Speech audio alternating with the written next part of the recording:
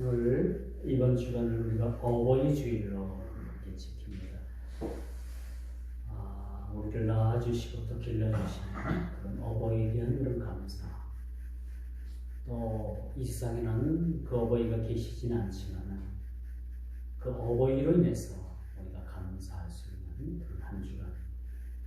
또 자녀된 자녀로서는 또 어버이를 또 섬길 수 있는 그러한 위치에 있는 그 자체를 우리가 이번 주간을 통해서 다시 한번 감사할 수 있는 저와 여러분 되기를 주 이름으로 축원드리겠습니다. 오늘 어버이 주간 주일이지만 그래도 우리가 어버이 주일에 대한 그런 설명을 많이 들었기 때문에 오늘 본문 로마서 8장 12절에서 17절의 말씀을 가지고서 하나님의 말씀에 은혜를 받고자 합니다. 오늘 본문 12절부터 아주 의미심장한 그런 말씀을 그런 바울이 그렇게 하고 있지요. 그러므로 형제들아 우리가 빚진 자로되 육신에게 줘서 육신대로 살 것이 아니니라. 빚을 졌다고 하지요. 이렇게 빚을 진 사람은 육신대로 살아서는 안 된다라는 것을 우리에게 그렇게 가르쳐주고 있습니다. 이게 도대체 우리가 무슨 빚을 졌길래, 그렇죠? 무슨 빚을 졌길래 빚을 진 자들은 세상을 육신대로 살고는 안 된다라고 그렇게 말씀하고 있을까라는 말씀을 우리가 한번 깊이 생각해 보자라는 취지에서 말씀을 드려봤습니다. 요즘 뉴스에서는 연일 그런 국가 채무가 급속도로 증가하고 있다는 뉴스들 여러분들이 접해봤을 겁니다.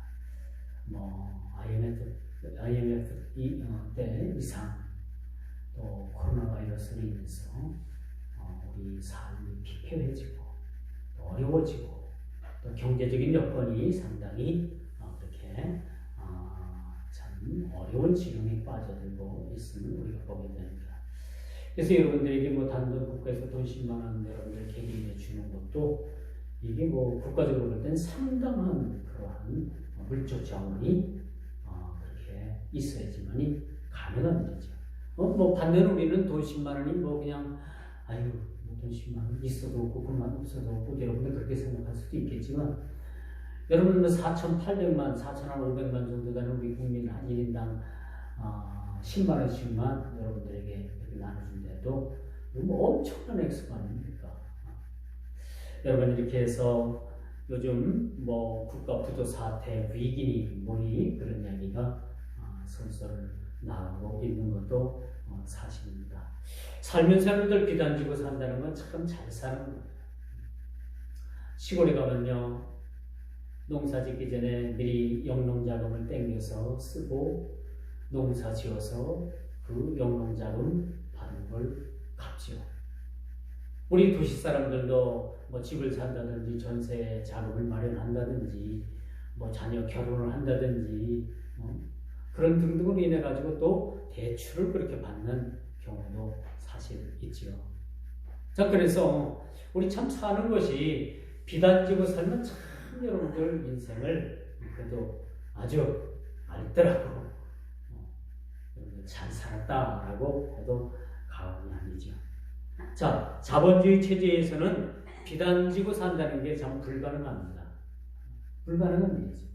누구나 다 작고 크지만은 채무를 가지고 있습니다. 여러분 대기업들도 마찬가지죠. 대기업들도 그냥 돈을 수조 원씩 몇 조 원씩 번다고 하지만은 그 은행에 대출권도 있고 또 자기 자본 비율이 빈약해서 또 회사를 경영하다가 그 경영권을 또 넘겨주는 경우도 많이 있습니다. 왜 이러냐? 이 채무 관계, 빚진 관계 때문에 이런 일들이 사실 일어나는 경우라고 우리가 볼 수가 있겠죠. 참 사람 살아가는데도 참 이렇게 우리가 빚 가운데 이렇게 시달리는 사람들도 있고 걱정하는 사람들도 있고 그렇죠? 참 남에게 돈을 빌려가지고 그 돈을 어떻게 갚아야 되는가라고 고민하지 않는 사람은 거의 없다는 얘기입니다. 이 많은 사람들이 그 빚 때문에 아이고 이거 어떻게 해서 빚을 갚을까? 그런 고민들을 그렇게 하는 모습을 보게 됩니다. 그러므로 여러분 오늘 본문의 말씀도 보니까 우리는 다 빚진 자라 그렇게 얘기하고 있어요. 제가 지금까지 설명드린 것은 우리가 세상을 살아가면서 어쩔 수 없는 그런 생활고 때문에 지는 빚을 이야기했고, 오늘 이 본문에 등장하는 이 빚진 자의 그런 모습은 뭐냐? 우리 모두가 하나님께서 값도 없이 대가도 없이 우리를 구원해 주신 빚입니다. 우리를 하나님 자녀 삼아 주신 것이 우리에게 은혜의 빛으로 우리에게 남게 되는 거죠. 이렇게 하나님 앞에 이렇게 구원으로 인해서 우리가 하나님 앞에 빚진 자들이 어떻게 살아야 되는가? 이제는 이렇게 구원으로 인해서 빚진 자들은 더 이상 세상을 육신적으로 살아서는 안 된다라는 것을 우리들에게 이렇게 가르쳐주고 있습니다. 오늘 본문을 보십시오. 성도는 구원의 전 과정에 있어서 성삼위 하나님께 빚진 자라는 것을 그렇게 말해주고 있습니다. 우리 모두는 전부 다 우리 모두는요, 우리 그리스도인들은 너나 할 것 없이 다 하나님께로부터 사랑의 빛을 진 자들인 거죠. 하나님께서 말할 수 없는 그런 은혜 가운데 우리를 그 죽을 자리에서 우리를 살려주시고 새 생명 주시고 우리에게 사랑의 빛을 지어주신 거죠. 그래서 우리가 피차 사랑의 빛 외에는 우리가 빛을 줘서는 안 되는 거야. 사랑의 빛 외에는. 물론 제가 말씀드린 뭐 생활고로 인해서 빚지는 거, 그건 어쩔 수 없죠. 뭐 그거야. 근데 제가 지금 그런 빛을 얘기하는 것이 아니라 우리는 모두가 다 하나님께로부터 빚진 자다. 하나님께서는 그 독생하신 예수 그리스도를 이 땅에 보내주셔서 그 죄 없으신 예수님을 십자가의 못 박음으로 인해서 그것이 우리가 구원의 조건이 되고, 그렇게 구원받은 사람들은 이제 하나님께로부터 어떤 성삼위 하나님께로부터 모든 구원의 전 과정을 통해서 우리가 빚진 자라는 것을 우리가 염두에 두고 세상을 살아가야 되는 거예요. 이렇게 빚을 졌을 뿐만 아니라 이렇게 빚진 자들은 더 이상 육신의 소욕을 따라서 살아서는 안 된다라는 것을 우리들에게 그렇게 가르쳐주고 있습니다. 우리의 죽을 몸을 다시 살리신 이에 대한 거룩한 빛을 우리가 진 거야. 그렇죠? 우리가 빚을 진 겁니다. 그렇다고 인해가지고 우리에게 너 언제까지 빚 갚아? 은행에서 몇 년 몇일까지 그 약속한 날짜에 그 빚을 안 갚으면 내가 빌린 돈을 갚지 않으면 뭐 경고장도 날라오고, 그렇죠? 채무 불이익장 그런 것도 막 날라와가지고 압력도 넣게 되는 거죠. 그러나 하나님께서는 우리가 여전히 하나님께로부터 빚진 자임에도 불구하고 이렇게 우리가 언제도 빚 갚을 거야 하고 그렇게 경고 내지는 그런 압박하는 하나님이 아니시라는 얘기죠. 다만 우리가 이렇게 빚을 졌으면 더 이상 우리가 세상을 그런 어떤 육신적인 방법으로 살 것이 아니고 세상에 썩어져가는 그런 구습을 따라 살 것이 아니고 이제는 우리가 하나님께서 원하시는 성령의 법을 따라서 우리가 세상을 살아가라라고 그렇게 말해주고 있는 겁니다. 근데 사실 따지고 보면 이것도 우리 자의적으로 그렇게 할 수가 있는 건 아니에요.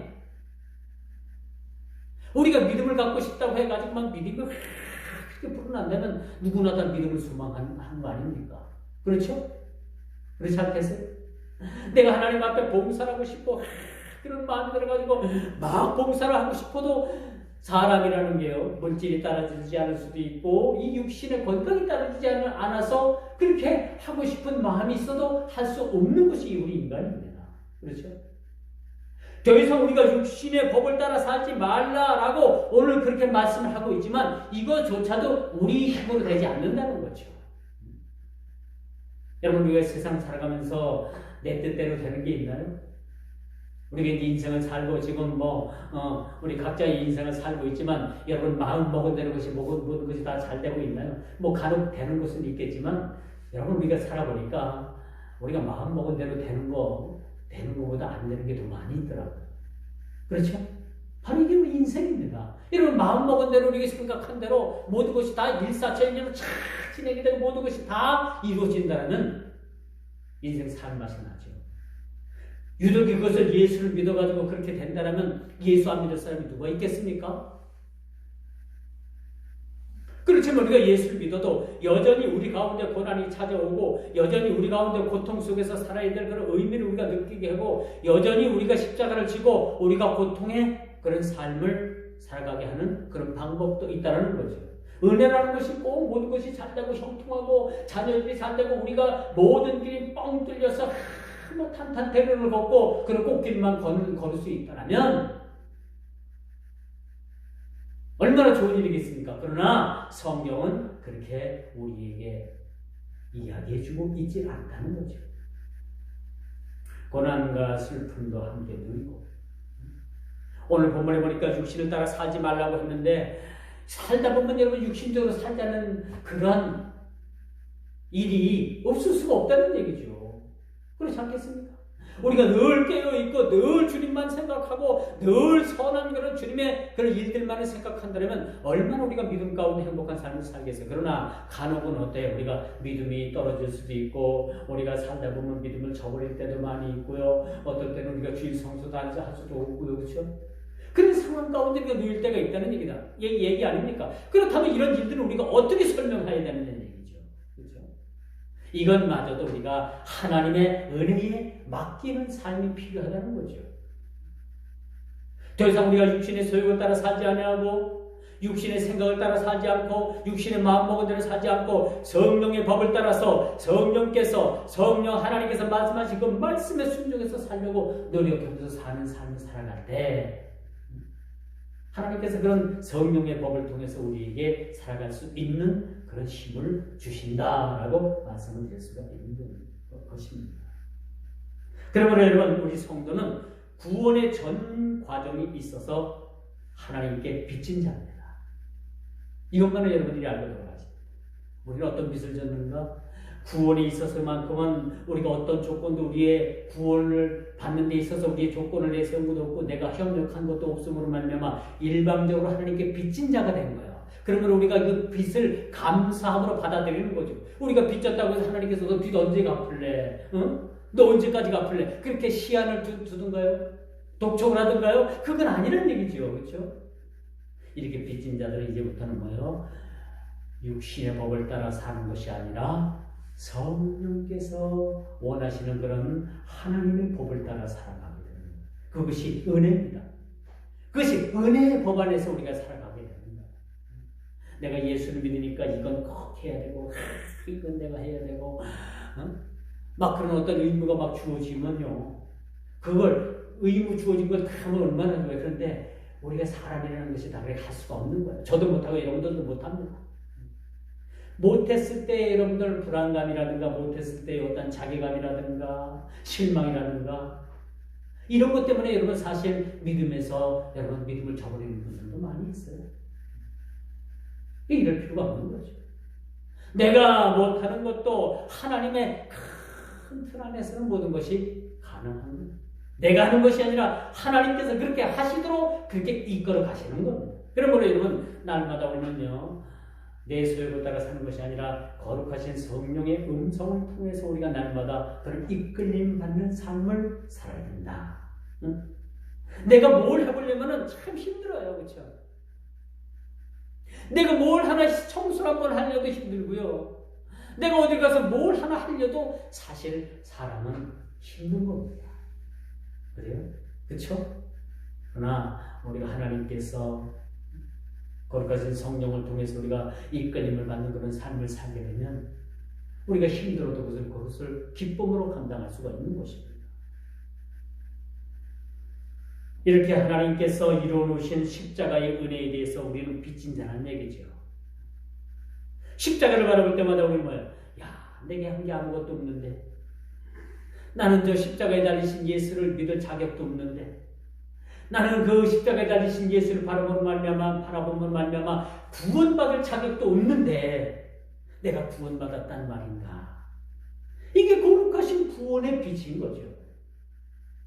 이것이 거룩하신 하나님의 사랑의 빛이라고 말씀드릴 수가 있는 겁니다. 그렇다면 지금부터 빚진 자로서의 삶이 어떻게 해야 되는가라는 것을 오늘 성경은 우리들에게 12절에서부터 17절까지 그렇게 잘 가르쳐주고 있습니다.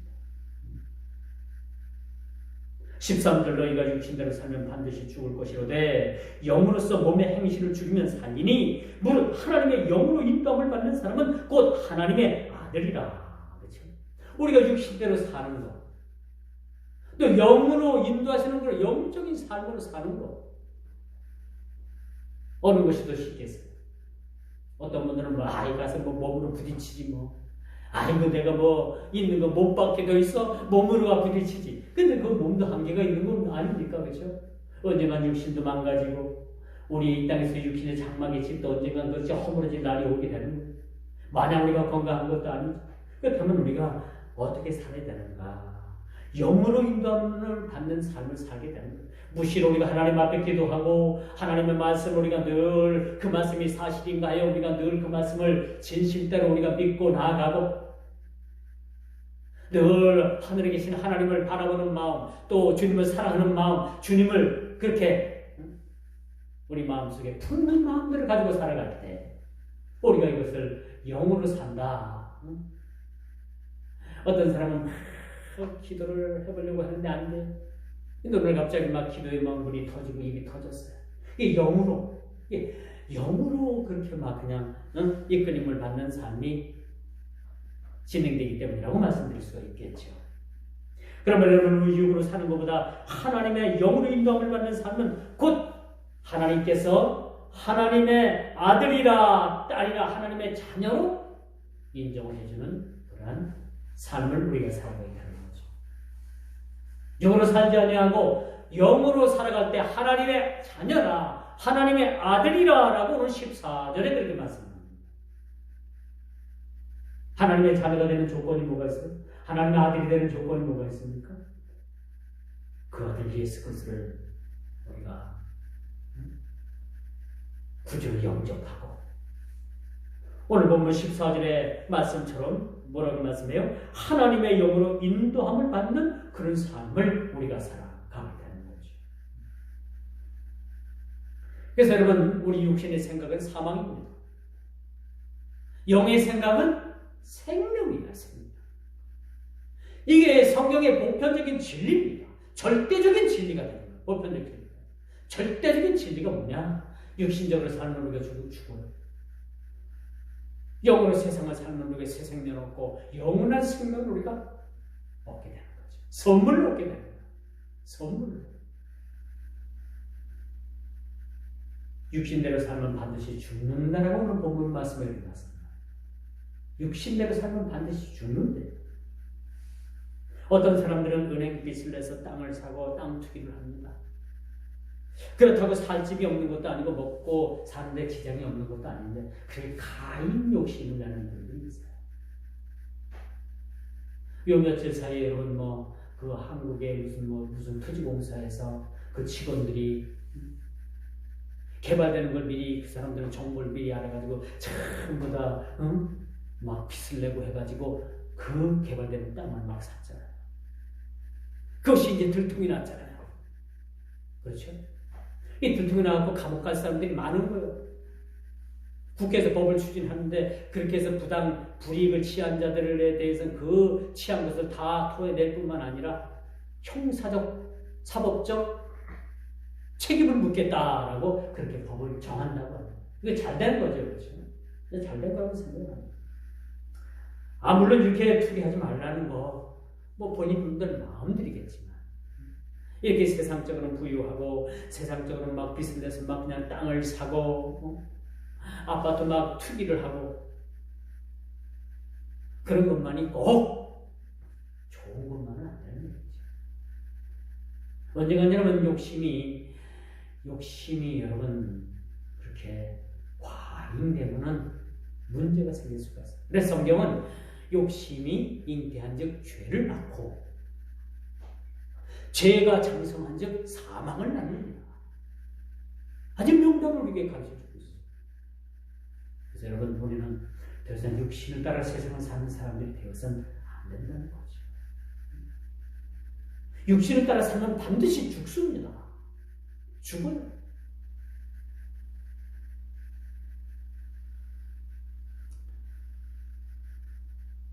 제가 이야기하는 것은 지금 땅을 사지 말라는 얘기는 아니에요. 여러분들이 여유가 좀 있으면 땅도 좀 사고 해가지고 부동산 재테크도 여러분들 하는 게 좋습니다. 그게 나쁘다는 얘기는 아니에요. 그래서 여러분들 너무 과할 정도로 그냥 거기에 매달리다 보면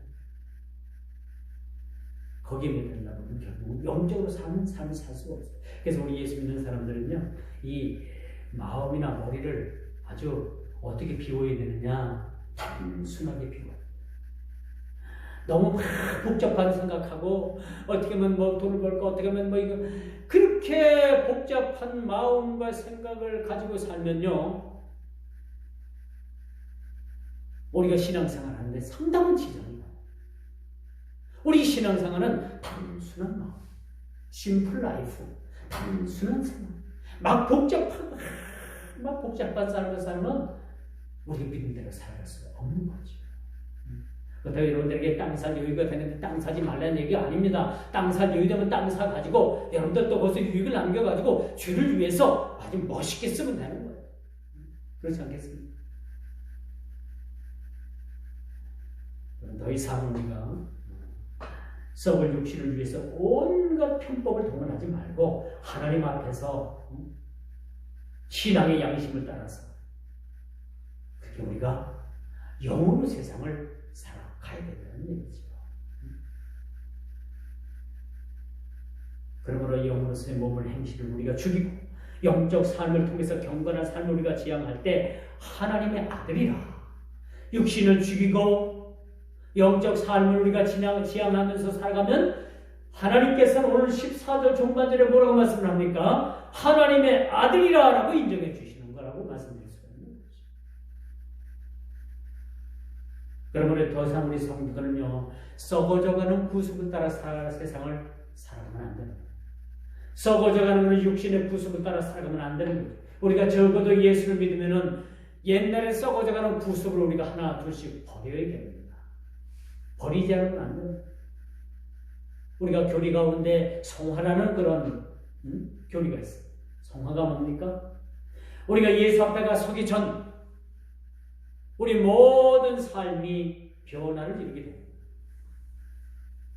그것을 성화라고 합니다. 전인적으로 우리 삶이 변하게 됩니다. 사람이 머리부터 발끝까지 모든 치장을 통해서 바꿀 수 있듯이 우리가 예수 앞에, 우리가 하나님 앞에 가서 설 때쯤 되면은 여러분 성화 가정, 모든 가정을 이루어서 전인적 구원을 얻을 수 있는 그런 성화적 관계로 여러분들이 세워져 가야 되는 거죠. 그렇게 변화되어 가는 것입니다. 그러므로 최후 승리는 성도 자신의 의지에서가 아니라 직접 하나님께서 여러분들에게 얻게 해주십니다. 이것이 우리 노력의 각고의 여러분의 산물이라는 얘기를 제가 말씀드리는 것이 아닙니다. 우리가 영으로 하나님 앞에 인도함을 받는다든지 하나님의 구속 가운데 그런 은혜의 삶을 산다든지 우리가 더 쉽게 신앙생활을 한다든지 우리가 주일 예배를 드린다든지 예배자로 우리를 세워준다든지 이 모든 것들은 우리의 노력으로 인해서 되는 것은 아니라는 거죠. 노력의 틀 속에서 이것이 구현되고 재현되고 이것이 결과물이 나오는 것이 아니라 이 모든 것이 하나님의 은혜의 구속 안에서 그 하나님의 빚진 하나님께서 우리를 빚진 자로서 우리가 세상을 살아가는데 더 이상 우리가 육신의 소욕을 쫓지 아니하고 영적인 삶을 사는 삶을 우리가 지향할 때 하나님께서 우리에게 은혜를 공급해 주십니다. 그렇다는 것이 여러분의 노력의 삶은 결국 아니라는 얘기입니다. 이 모든 것이 하나님의 은혜인 겁니다. 하나님께서 주시는 결과물인 거죠. 하나님께서 여러분을 양자 삼으셨던 하나님께서 예수 그리스도를 통해서 여러분들을 구원해 주셨던 이 모든 것이 하나님의 은혜라는 거예요. 여러분들이 이 자리에 나와 있는 것 자체까지도, 여러분들이 믿음을 가지고 있는 자체까지도, 여러분들이 믿음의 신앙이라는 사실을 여러분들이 인식하고 있는 그 자체까지라도 그 모든 것이 하나님의 은혜라는 거죠. 육신대로 산다? 육신을 제어하라? 육신대로 사는 것을 우리 스스로가 노력해서 이것을 제어하라? 성경은 이렇게 얘기하는 것이 아니에요. 이 육신의 삶마저도 그 은혜의 거룩하신 틀 안에, 그 안에 들어감으로 말미암아 그 안에서 육신적인 삶이 점점점 내 육신적인 소욕이 점점점 줄어들고 점점점 하나님에 대한 그런 신앙의 소욕이 강해지는 그런 삶을 하나님께서 만들어 가시는 거예요. 만들어 가시는 거예요. 그러므로 여러분, 우리가 구원 빼놓고는 다 우리가 하나님의 틀 안에 들어가서 하나님께서 명하신 그 명령대로 영적으로 영의 인도함을 받는, 성령의 인도함을 받는 그런 삶이 우리에게 필요하다는 겁니다. 자, 그러므로 이제 우리에게 절제된 삶이 무엇보다도 필요합니다. 이제 더 이상 육신을 도모하는 인생을 으로 인해서 허비하지 말아야 되는 거죠. 불의의 병기로 죄에게 내주지 말고 의의 병기로 하나님께 드릴 수 있는 저와 여러분들이 되어야 됩니다. 더 이상 불의한 병기로 죄를 지어서는 안 되고 의의 병기된 그 의의 병기로 하나님께 드리라라고 로마서 6장 13절에 그렇게 말씀을 합니다. 우리가 죽을 죄임에도 불구하고, 그렇죠? 하나님께서는 그리스도 안에서 은혜로 말미암는 성도는 그리스도의 영을 받는 자에게 당연히 성령의 인도함을 받을 뿐만 아니라 하나님의 아들이라. 하나님의 아들이라. 오늘 14절의 종반절이 아주 매우 중요한 얘기입니다. 우리가 어떻게 하나님의 아들이 되었어요? 어떻게 되었습니까? 우리의 노력으로 됐어요? 아니죠. 하나님의 은혜인 겁니다. 하나님께서 우리를 양자 삼으시고 우리를 자녀 삼아주신 것은 우리가 잘나서도 아니고 우리가 자격 조건이 돼서도 아니고 내가 어떤 그런 미미하지만 그런 노력에 의해서가 더더욱 아니라 하나님의 은혜인 거예요. 은혜. 그러기에 그리스도의 사랑이요. 살고 죽는 문제가, 여러분 살고 죽는 게 종이 한 장 차이라고 얘기하잖아요. 근데 이게 살고 죽는 문제가 이렇게 종이 한 장 차이로 간단하게 설명할 문제는 더더욱 아니에요. 살고 죽는 문제를 어떻게 종이 한 장 차이로 그렇게 비유를 합니까? 아니에요. 살고 죽는 문제를 그렇게 정해 주시는 분은 하나님이신 거예요. 하나님. 우리 스스로가 살고 죽는 문제를 어떻게 거치할 수 있나요? 내가 살고 싶다고 살고 죽고 싶다고 죽나요? 아니에요. 아니, 그건 아닙니다.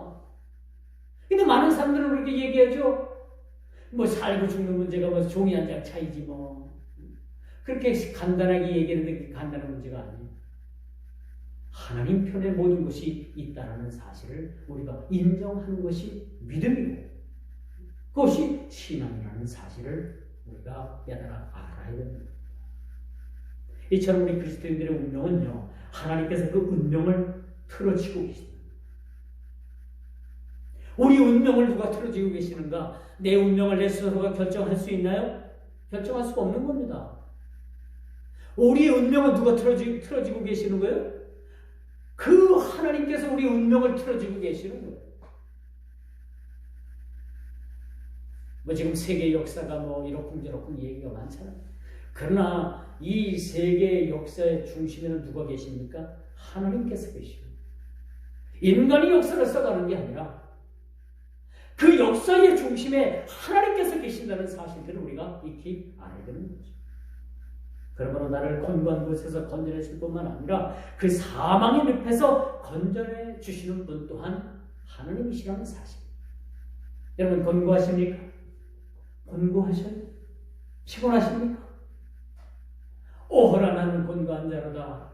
이 사망의 늪에서 누가 나를 건져내랴. 이 사도 바울이 아주 탄식을 했잖아요. 근데 그 사망의 늪에서 건져내 주실 분도 하나님이시고, 그렇죠? 그 모든 권고에서 우리를 건져내 주실 분은 오직 하나님 한 분이시라는 사실들을 우리가 믿어 의심치 않는다는 겁니다. 여러분, 델롬은 싹부터 알아본다는 얘기가 있어요. 그렇죠? 뭐 세상 말이긴 하지만, 그러나 델롬이든 아니 델롬이든 망할 놈이든 흥할 놈이든 되게 하는 것도 하나님께서 되는 걸로 옮겨주시는 것이고, 안 되는 것도 하나님께서 안 되는 쪽으로 옮겨주시는 거예요. 이것을 하나님의 은혜라고 합니다. 그래서 우리 그리스도인들이 피난데 처해 있든지 부한데 처해 있든지 우리는 하나님 앞에 늘 감사로 나가야 돼요. 하나님께서 나를 피난에 처해 주시면 피난에 처해 주시는 그 뜻이 있습니다. 나를 부한데 처해 주시면 그 부한데 처해 주시게 하시는 그 뜻이 있다는 거죠. 그게 하나님의 은혜인 겁니다. 이 모든 양면을 다 받아들일 때 우리는 은혜인 사람이 됩니다. 거리에 나가서 머리에 띠를 두르고 소리치고 외친다고 해가지고 세상이 바뀌는 건 아니에요.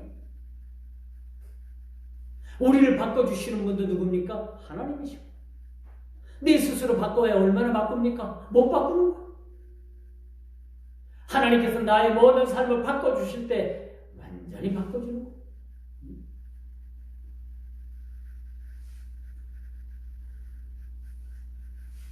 그러므로 이제 너희는 다시는 무서워하는 종의 영을 받지 아니하였다라고 말씀합니다. 지금까지 우리가 죽을 자리에 있었던 것도 사실인 거죠. 예수 믿기 전에 그렇지 않았습니까? 예수를 믿고 우리가 신앙생활 하기 전에는 다 죽을 자리에 있었던 사람들이, 우리가 예수를 믿고 우리가 신앙생활하고 하나님을 아버지를 오늘 본문에 보니까 하나님을 아빠라고 부르는 아빠라고 부르는 아버지, 아빠, 어느 것이 더 친근합니까? 어느 것이 더 가까운 것 같아요?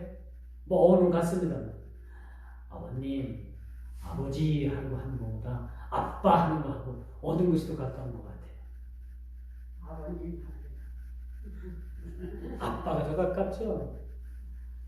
아버님 하면 벌써 부모와 자식 간의 철이 다 들어가지고 이제는 뭐야? 딱 어느 정도 경계선이 있는 거야. 딱 넘어야 될 선이 있고 넘지 않을 선이 있고, 자식으로서 부모한테 넘어야 될 선이 있고 자식 부모가 자식한테 넘어야 될 선이 딱 그려졌으니까 어느 거 아버님 하면 어느 정도 거리가 있잖아요. 그러나 아빠 하면 뭐야? 이 철없는 사람이 아빠라고 부르잖아요. 철이 없을 때. 이 철이 없는 이 자식이 아빠라고 부를 때 부모는 야, 이 철없는 놈아 하고 때리겠어. 아니, 안 때려요. 오늘 본문을 보세요. 아빠, 아버지래요. 하나님을 아빠라고 부르래요. 그래서 이제 우리는 더 이상 무서워하는 종의 영을 받지 아니하고 하나님의 영을 통해서 우리가 살아가게 되는 거예요. 우리를 두렵게 하며 속박하는 것은 율법입니다. 성도는 율법에서 해방됨과 동시에 율법이 주는 두려움에서 속박에서 벗어났다는 것을 오늘 본문은 그렇게 선포해 주는 거예요. 더 이상 너희들이 무서워하는 종의 영을 받지 아니하고 새 생명이 성령을 우리가 받게 되는 거예요. 새로운 생명의 영을 받게 되는 거예요. 모든 율법의 구속에서 우리를 해방시켜 주셨다는 사실을 오늘 본문을 통해서 우리에게 다시 한번 확인시켜 줍니다. 그러므로 우리는 더 이상 두려워하는 종의 영을 받지 않게 되는 거죠. 이제뿐만 아니라 저와 여러분 모두는 하나님께서 우리를 양자 삼아주신, 자녀 삼아주신, 아들 삼아주신 겁니다. 그러므로 말미암아 우리는 하나님을 아빠, 아버지라고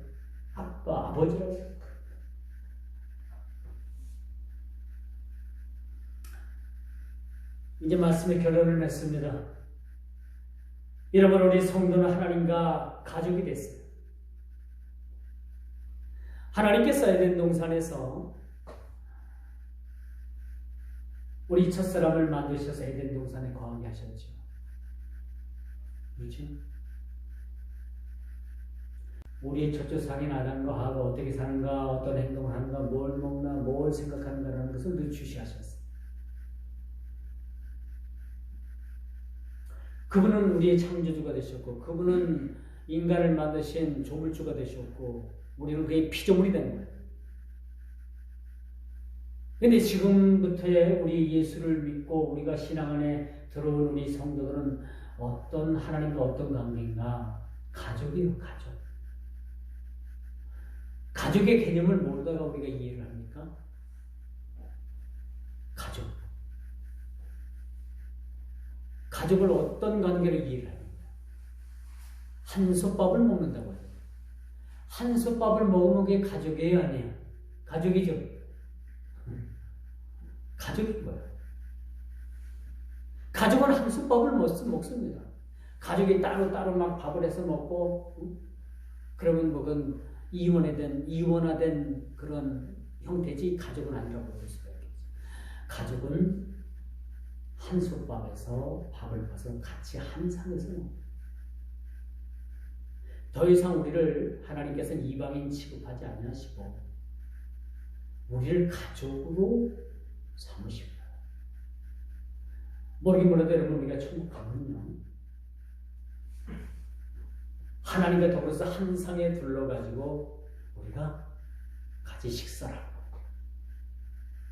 기대가 됩니까? 좀 기대가 돼요. 가족이라는 개념은요, 한 상에 둘러서 그 가족이, 그 이론이 함께 식사를 하는 거예요. 뭐 식사뿐이겠습니까? 하나님과 저희와 이런 한 가족이 되었다는 것은 한 이론이라는 거예요. 가족이라는 것은 한 상에 둘러가지고 같이 식사를 하는 관계라는 것이죠.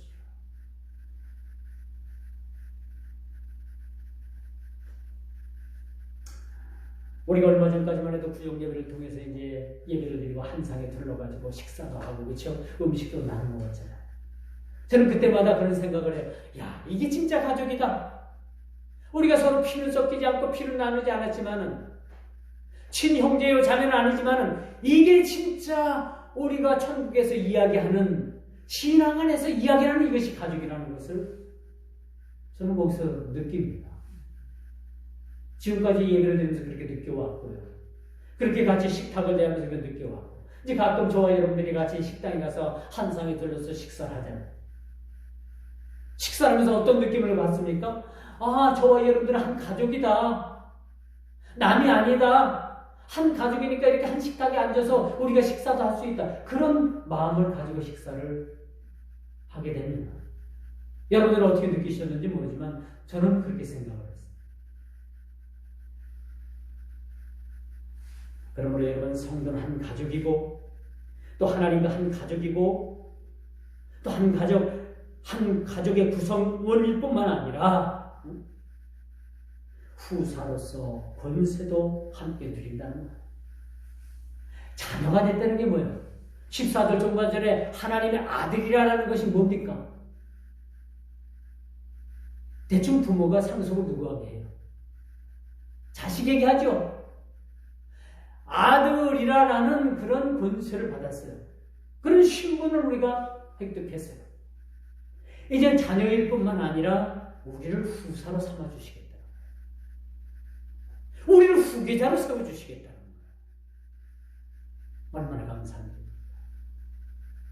그러므로 우리가 고난도 기쁨도 함께 느끼고 누리고, 자녀로서 후사로서의 삶을 마땅히 살아가는 것이 우리 성도의 본분이라는 사실들을 여러분들이 잊지 않고,